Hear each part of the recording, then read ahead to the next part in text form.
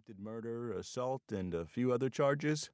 I'm not likely ever to forget Billy Boy. I was one of the attempts and assaults, the only time I've been wounded in the line of duty. He got 3 20-year sentences. That's only technically true, John said. He somehow got a presidential pardon for the drug charges in 2010, and he served the other charges concurrently, so he came up for parole last month.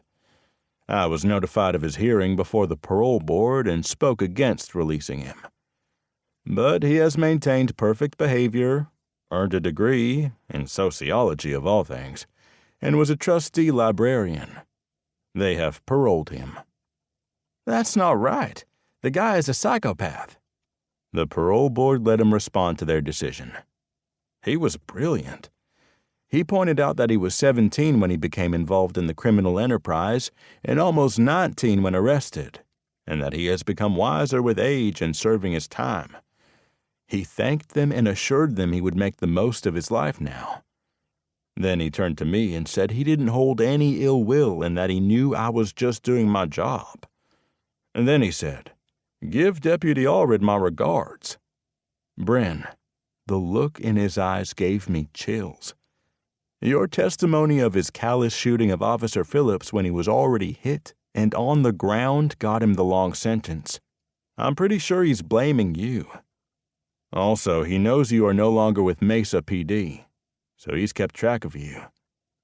Well, I was happy he was going away for a long time, though obviously not as long as we thought. It won't be easy for him to find me.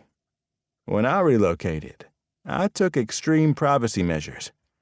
My address and personal information don't appear on ownership, tax records, credit cards, billing, or legal personal transactions. I don't use social media, and Monica uses a pseudonym and is very careful who she friends and what she posts. I imagine what Benson knows about me came from news stories. I've sent you a couple of photos of what he looks like now and of his work truck. You should know he was offered a choice of several jobs that hire rehabilitated convicts. He chose to be a parts runner for an industrial supplier out of Apache Junction. A big part of their business is serving the mines, so he will be driving right through your area on a regular basis. I'm sure that's not coincidental. Thanks for the warning and the pictures. Bren knew that his privacy was well protected.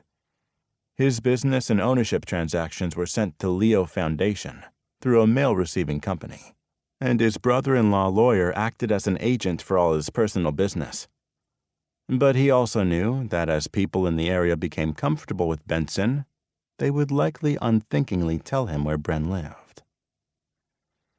When Mirgan Abdulov was provided with his itinerary for the next 3 weeks, he pulled the files on the 2 Turkmen students who reviewed their backgrounds. As he expected, they were both excellent students with good behavior, fine personal habits, and unblemished records.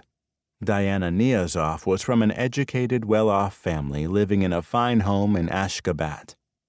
She had a brother just finishing high school. There was a note that the family was not closely related to the past president Niazov. Diana's Urmino assignment was as an assayer and research chemist at SWI Miami.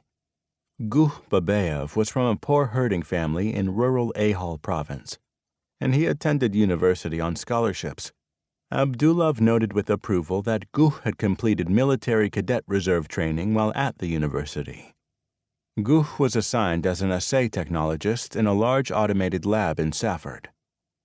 Abdulov studied the different routes to the mines he would visit and decided to eventually try them all during this and future round trips from Tucson. He was quite intrigued with the Sonoran Desert that covered southern Arizona. Being from the Karakum Desert, he found the contrast remarkable. This American desert was full of plants and was much more mountainous than his native land. The prickly pear cactus and some of the shrubs and bushes resembled the cacti and shrubs of home, but Arizona was much more verdant, had a large variety of plants and animals, and apparently had no sand dunes. From his view, this was not a desert at all. He arrived at the SWI operations a few miles north of Miami.